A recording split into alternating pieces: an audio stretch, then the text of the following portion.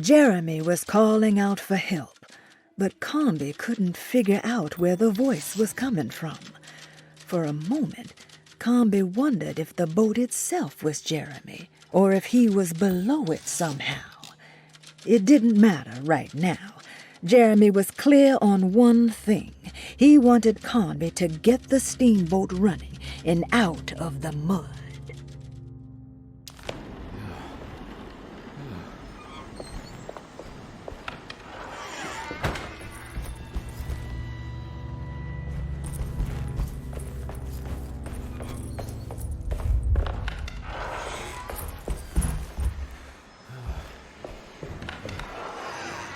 Surprisingly neat. Maybe I've been selling that old barfly short.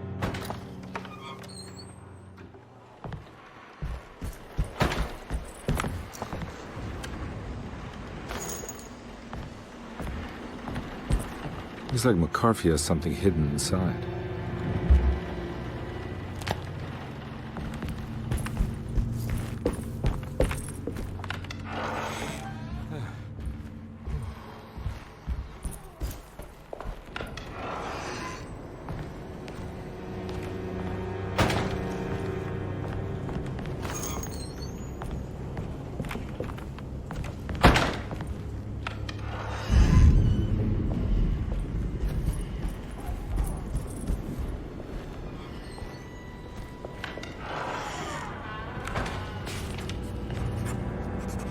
This is my room.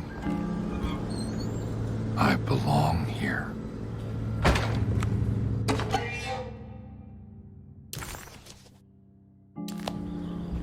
I recognize this view.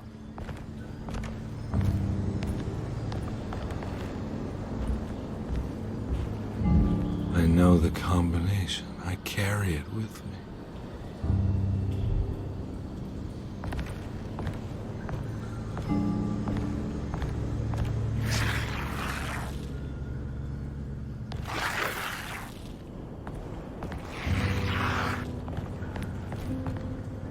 I know that number. Where's that from? I did this. I wrote that.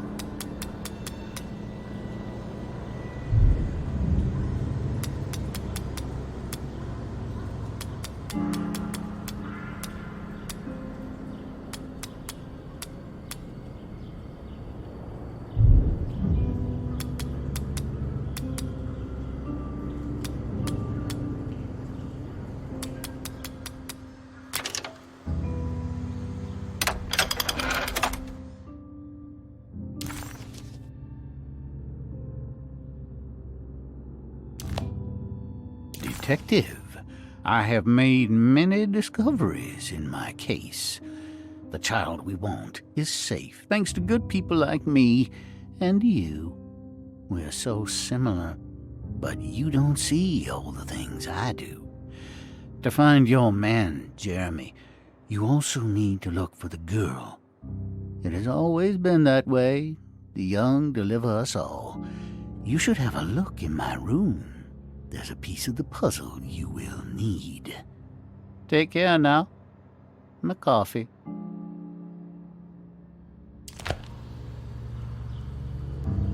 How long have I been here?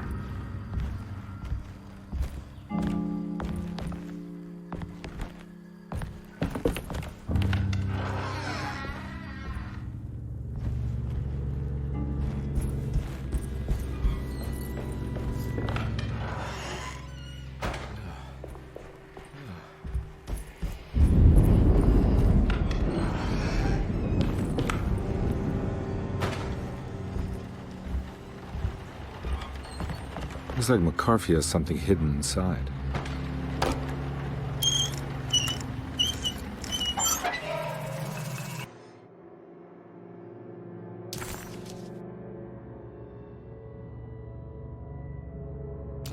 Why would McCarthy lock this up? Was he trying to keep Grace from completing the shape? If so, couldn't she have just made another drawing?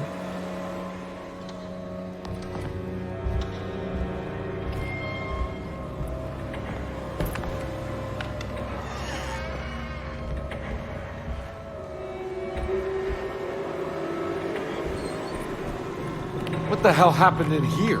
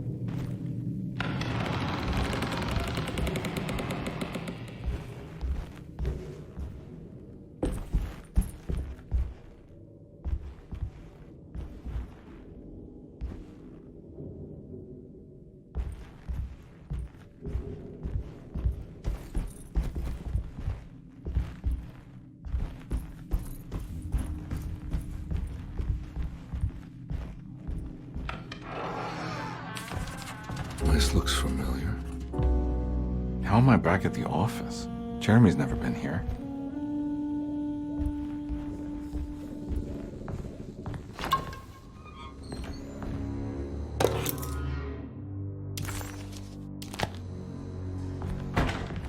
That's me, isn't it? How long have it?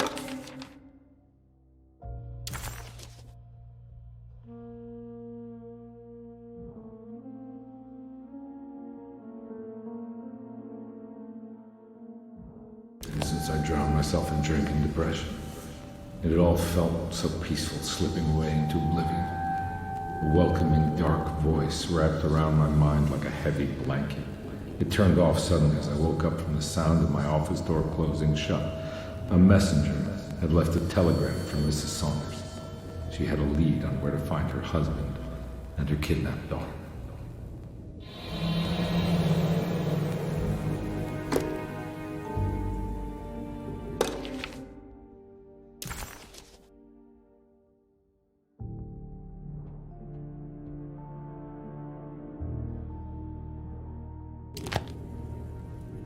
God, I used to drink so much back then. When was this exactly? What case was I working?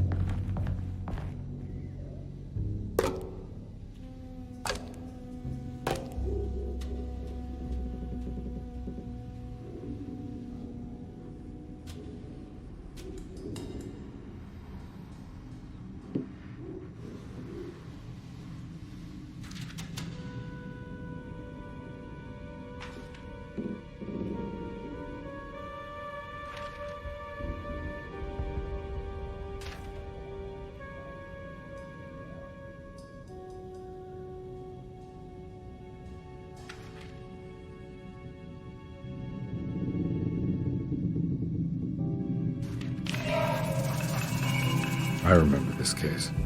Some kid got taken by her father, headed out of state, but he had made a mistake by selling a painting that his wife actually cared about to a collector named Thornhill to fund his venture. That's how I tracked him down. At least I think so.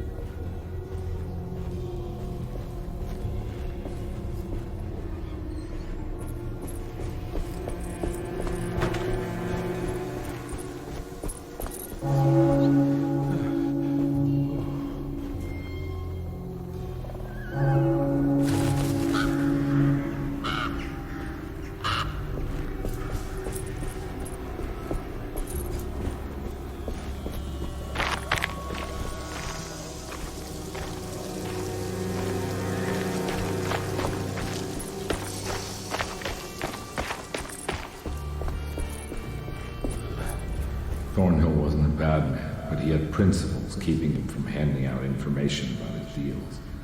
So he needed some convincing.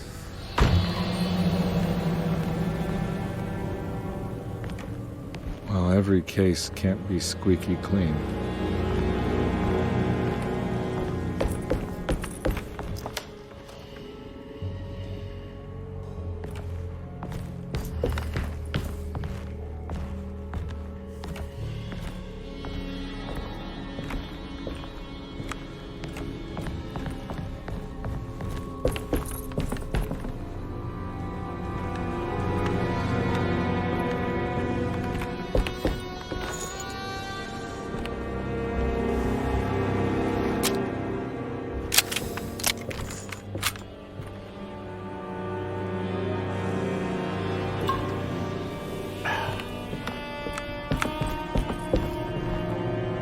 Mr. Saunders had sold a valuable painting to Thornhill, hoping the money would carry him to wherever he was going. The painting, now leaning on an easel in Thornhill's bedroom, had a certain mesmerizing gloom that seemed to call out to me, telling me I was needed for something important. I felt myself falling into the painting, only being brought back by Thornhill, thrusting an address to a Hotel St. George into my hand and asking me to get the hell out.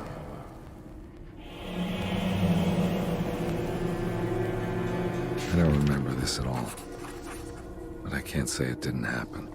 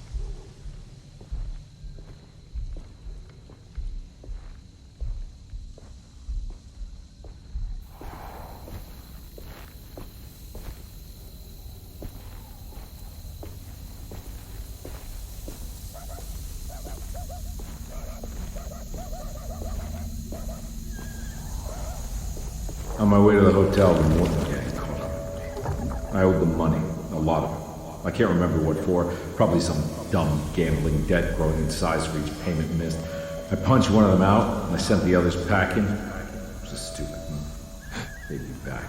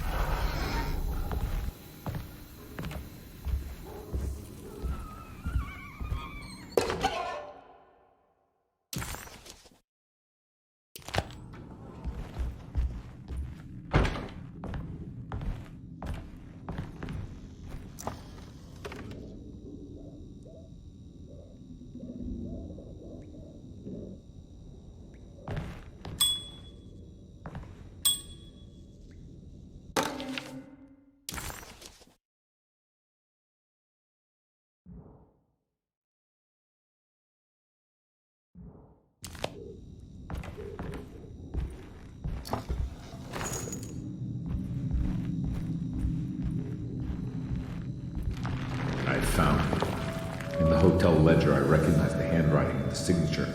Ted Stryker. It was him. I could feel it. It was the kidnapper I was hunting. I put on my knuckles and hurried up to his room.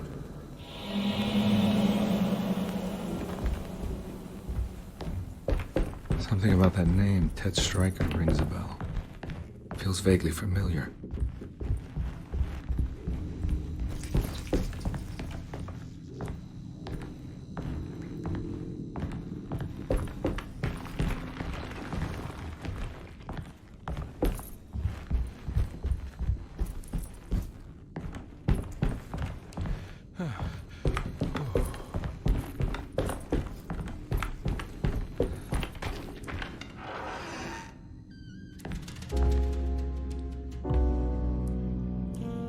I recognize this room. But I didn't catch up with them here. I must have followed them. But where?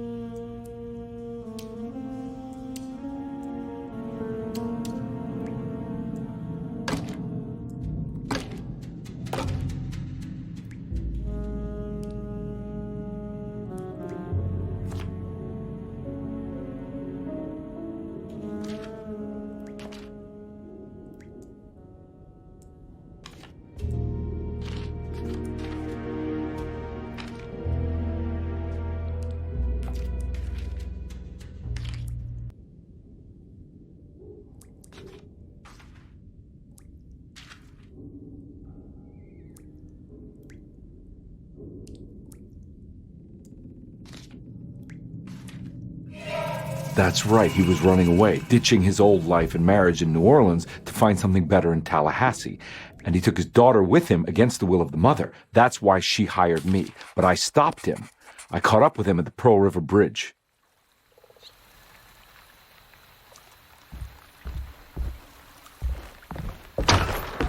Pearl River. This is where I caught up with them. This is what the Dark Man wanted me to revisit. But I'm still not seeing it. What am I forgetting?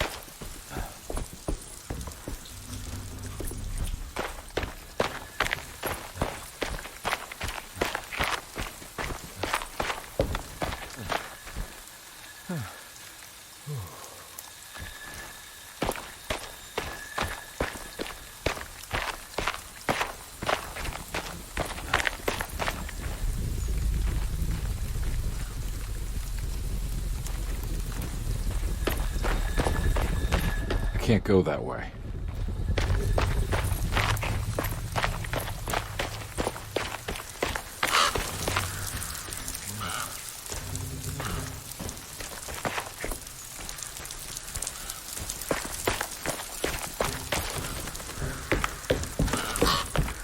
Oh no, it was her all along.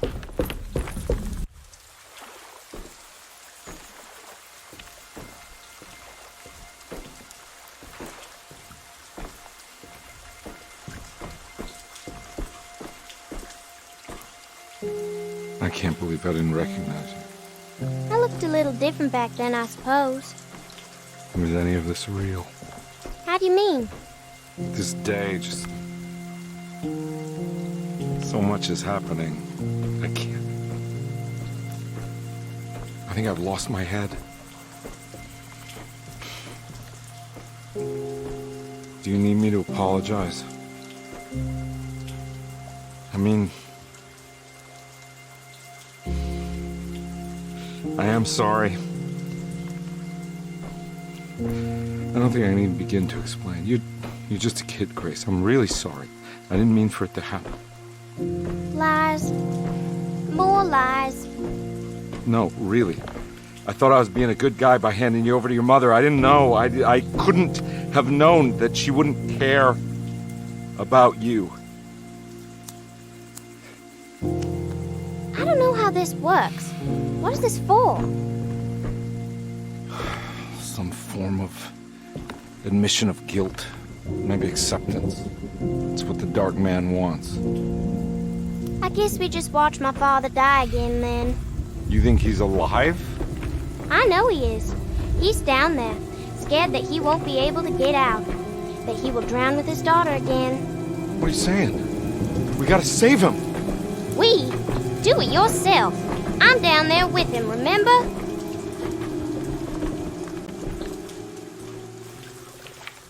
Can I really save them? This all happened so long ago. I have to find a way to get down there. I have to see it with my own eyes. There was a boat at the house where I entered. If I can raise the bridge, I should be able to get to the car.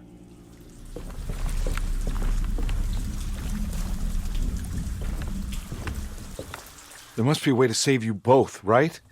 Why else would I be here? Maybe the Dark Man just likes it when you suffer.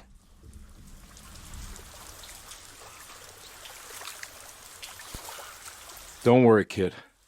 I'll think of something. I'm not holding my breath.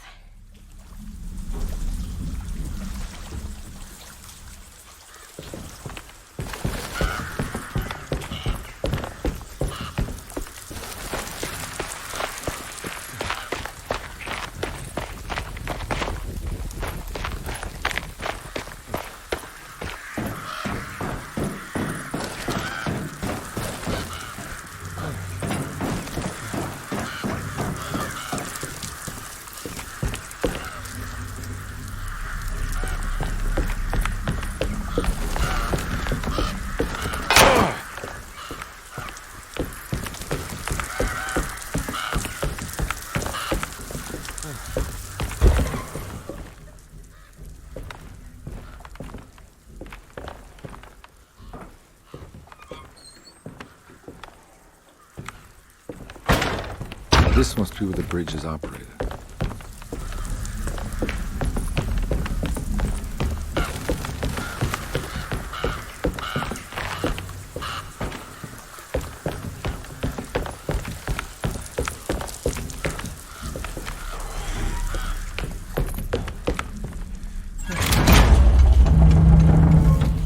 Nothing's happening.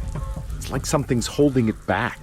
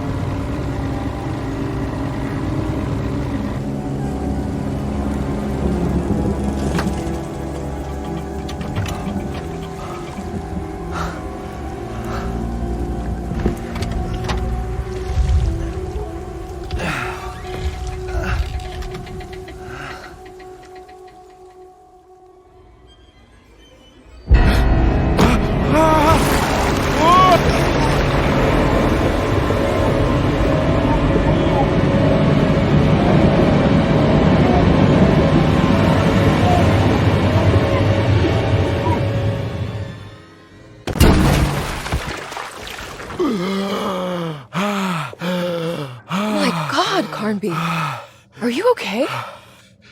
Don't leave me alone. What the hell have you been doing?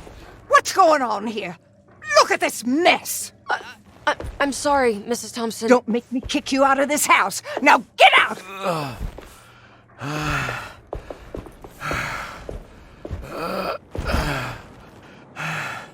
Hey, Detective. Mr. Carnby. I'm really worried about you. I'm okay. I just need to catch my breath for a moment. This place? There are some very disturbed figures around here. And I don't think it's just the patients. I've been reading some things about how Derceto has a deranging effect on people. I think it might explain things. What? Just take it easy, okay? I'm gonna go find a way into Dr. Gray's apartment. I want to know what he's hiding. Emily, don't worry. I think I'm close. I'm gonna set everything right. Just be careful.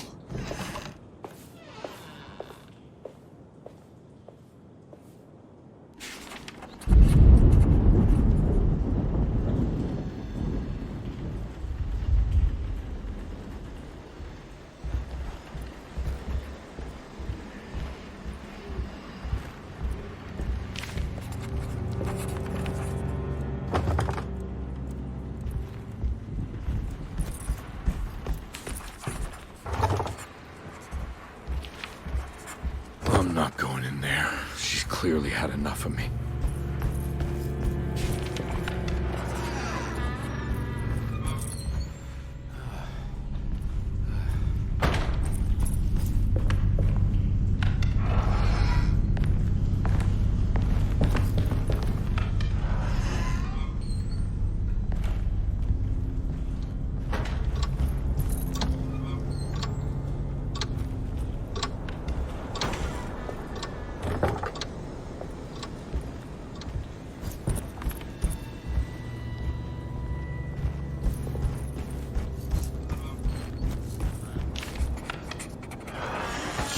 Detective, am I glad to see you. Lock the door, will you? I don't think Dr. Gray would appreciate us snooping around. What's going on here? This feels so strange.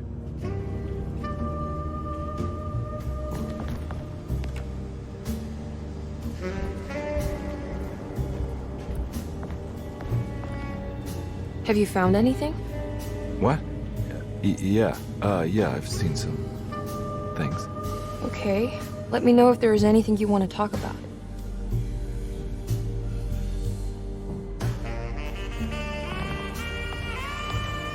There's a book missing.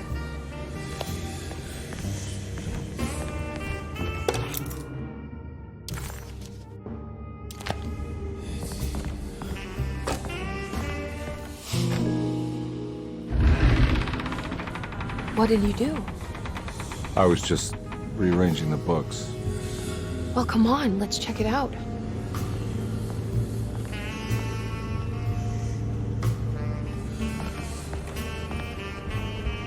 I think I'm beginning to understand. Dr. Gray is dealing with some kind of mass delusion.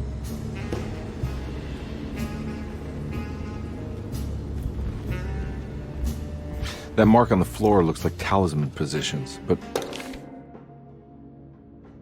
Good to finally meet you, Mr. Hartwood. I'm here on the behalf of your brother Philip. You were expecting me, weren't you? Yes. You're from Derceto, no? That's right.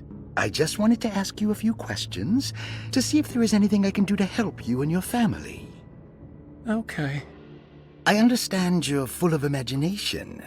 You make up a lot of things. I suppose. And you obsess over them, blurring reality and fiction. Sometimes.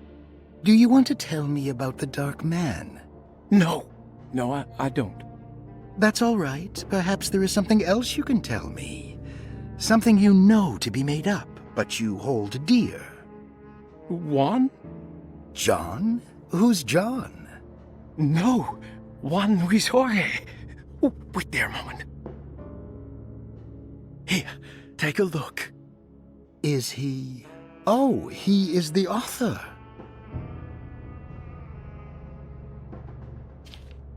It's a magnificent book. Life-changing, even. The real one is long dead, but I like to think of him as my friend. My most beloved friend. I see. Do you often do this? Fantasize about people you read about?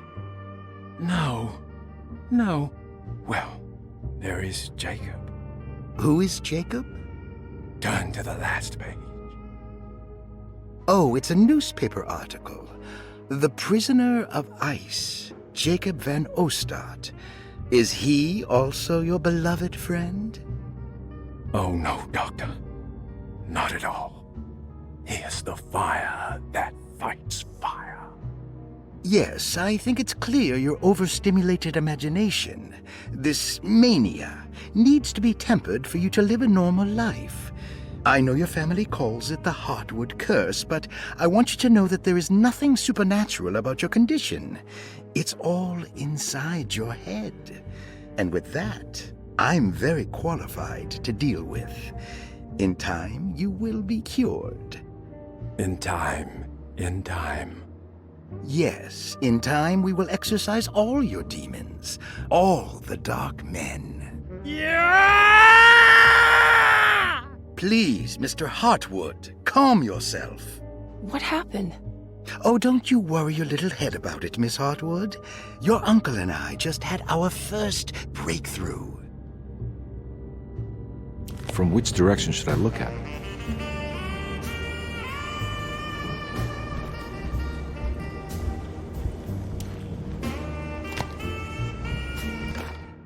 The Snake Dagger, a monograph by Yael Klein. In Ludwig Prin's book on pagan rituals called The Mystery of the Grave, as translated by Nicholas Vachy, there are several references to a sacrificial dagger called the Snake Dagger. It has long been thought of as a poor translation of the original text, that it would be more appropriate with worm dagger from the Latin vermis cultrum. This seems natural following the recent consensus that the original title of Prin's book, De Vermis Mysteris, should literally translate to the mystery of the worm. However, this would take away from Vachy's great effort at translating the underlying meaning of the words and revealing several cultural beliefs. While Prin certainly was using the term worm as a symbol or synecdoche for death and the dead, which is made clear by the contents of the book, in the case of the dagger, we shouldn't be too hasty to dismiss his translation. Reading through Vachy's correspondence with his patron, it appears that he had more than just the Latin text at his disposal. Vachy had dug up Prin's living relatives and uncovered several cross-referenced historical texts and an actual snake dagger. The dagger was dated to the early Middle Kingdom of Egypt and had such a clear shape of a wave that Vachy considered calling it the sinusoidal blade. Knowing the full story, it seems prudent that he chose to translate it as snake and not worm. There are several reasons why this choice of word helps us understand the pagans that Prin's book attempts to describe. The symbolic value of the shape becomes more apparent when reading about the use for the dagger. In the passage of possession and exorcism, we find the snake dagger poisons the poisoner within the victim and is therefore pacified. Where the literal text would tell us that the worm dagger trumps the demon possessing the victim, it tells us nothing of their reasoning, only that somehow this dagger wins against the demon, like it had the better hand in poker. Vachy's translation allows us to follow the underlying logic to the ritual magic that is being performed. Poison the poisoner sounds like fighting fire with fire. That to hurt the demon possessing its victim, the priests would have to fight back with a power that is known to the evil they are fighting. The snake dagger is therefore not only a good way to describe its form, but it also helps us understand how it could be thought of as a useful tool for exorcism. Finally, it also helps us understand their relationship to lunacy. that it was thought of as something poisoning the mind rather than controlling it. What is also interesting to note is that the possessed are always considered poisoned in their head and not their heart. The snake dagger always went to the eye of the possessed, leaving them partially blind, if they had the good luck to survive.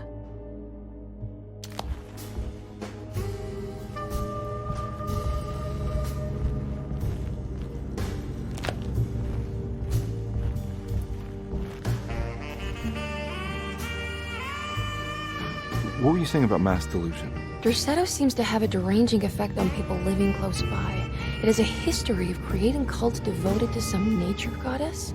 Even the name Derceto refers to the cult existing here before the Civil War.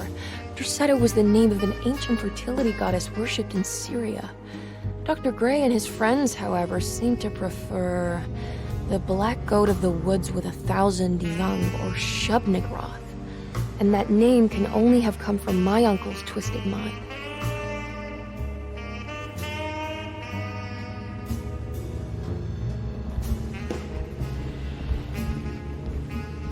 You think all of them are in this cult business? Even Jeremy? I'm not sure any of them have a choice at this point. We just need to find a way to stop all of this.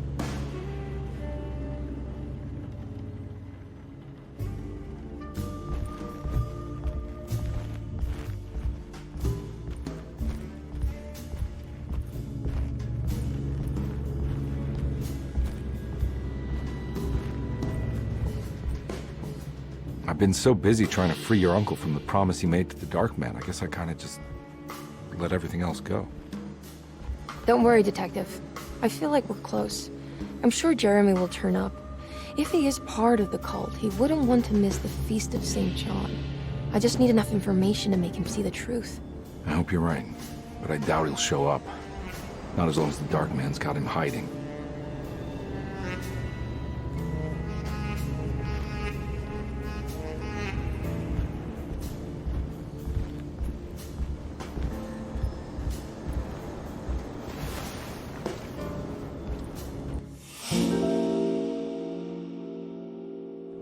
Huh. Has that been there this whole time?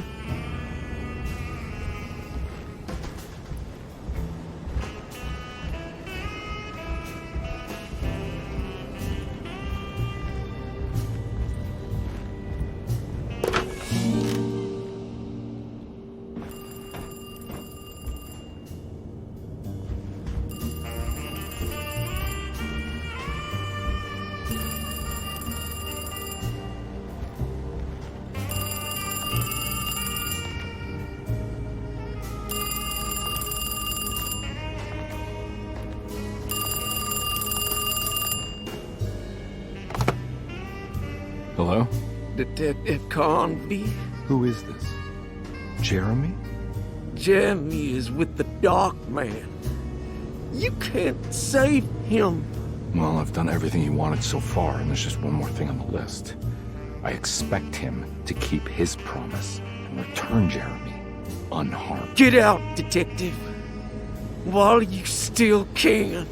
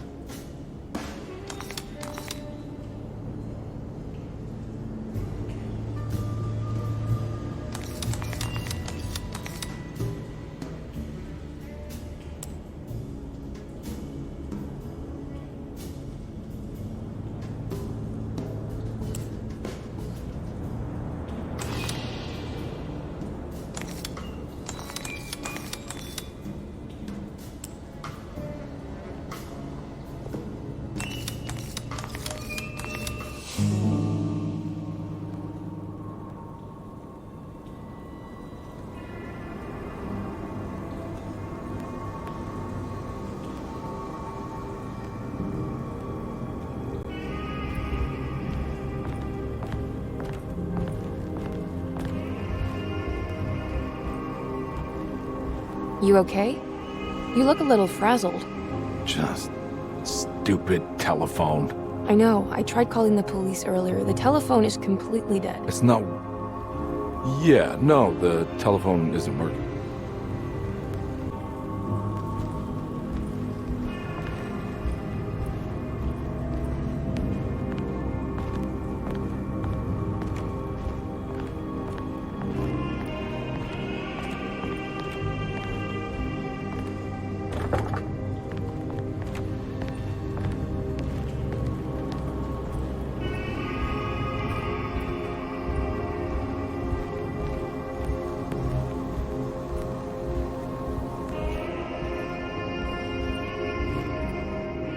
Miss Hartwood, I think you're gonna want to see this.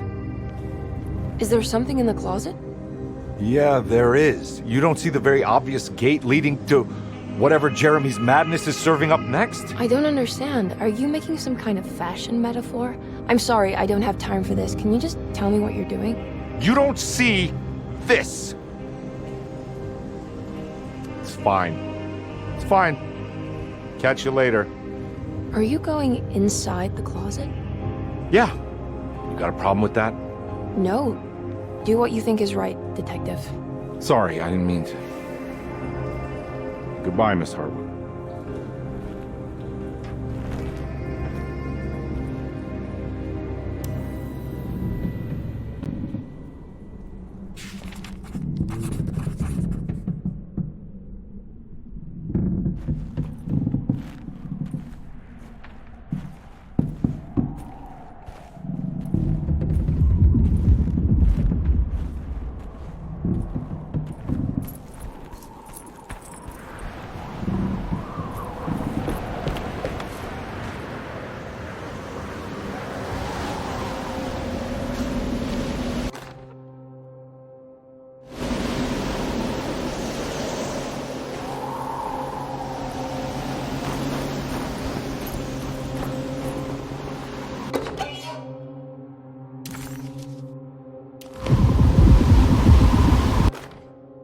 We found the ancient stellarium perched on a cliff facing the Arctic Ocean after a day of sailing due north of the Eskimo encampment.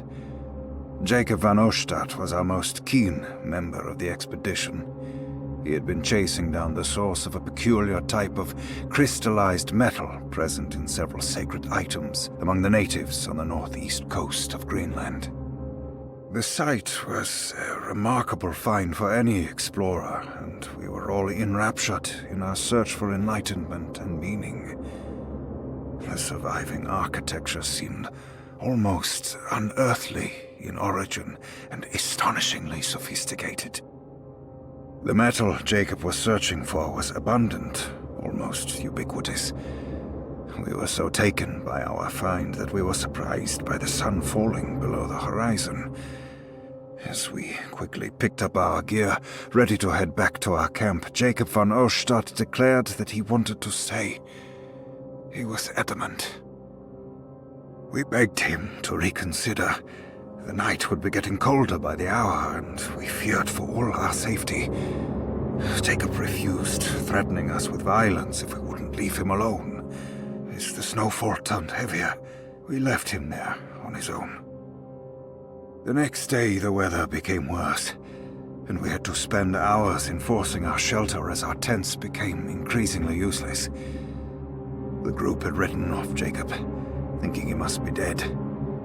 I had an urge to make one final attempt to save him, so I headed out as darkness fell with a handful of flares and headed toward the coast and up the climb towards the stellarium. That's when I saw him, transfixed by a burning sky, that celestial lantern. Jacob keeled over and let out a painful shriek that struck me with such fear and pity. He was crying in agony, for the cold weather had ravaged his flesh. I called out to him, and he turned to face me. His vacant stare held me in place like a needle through a butterfly, and he said, "You must leave now, Ashton. Go, and never come back." And so I left.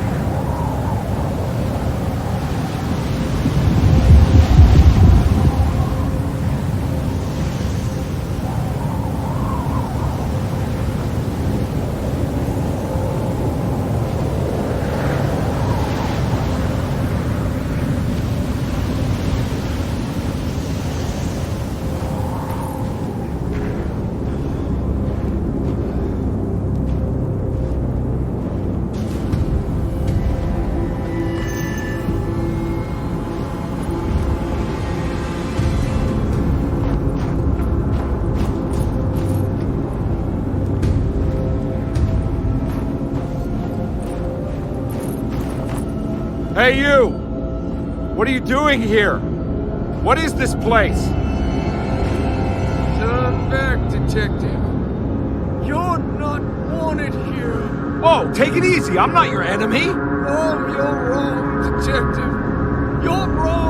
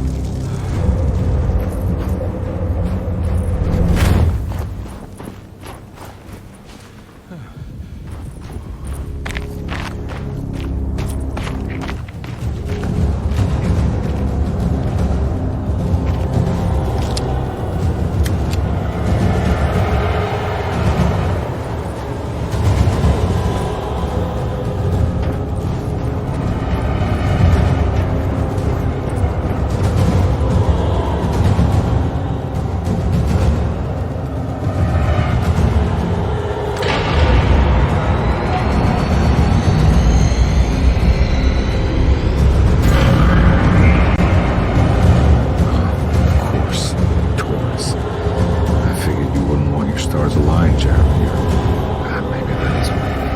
The temper that made him yours.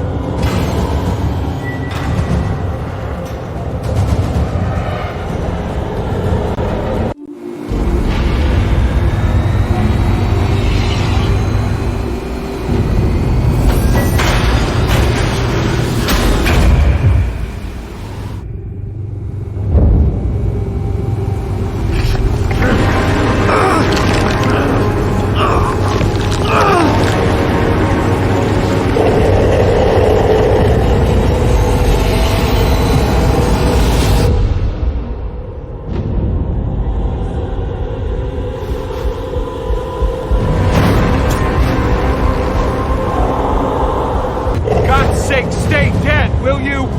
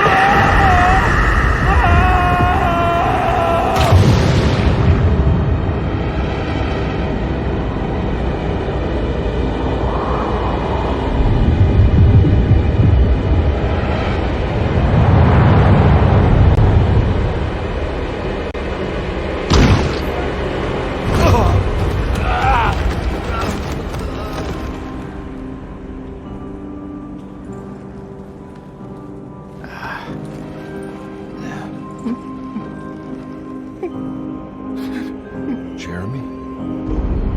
I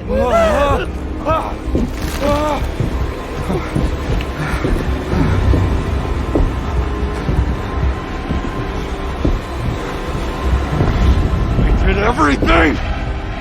Aren't you happy? Stupid charlatan! What more do you want from me? You want me to lose my mind? Oh, my lord! Doctor! Baptiste!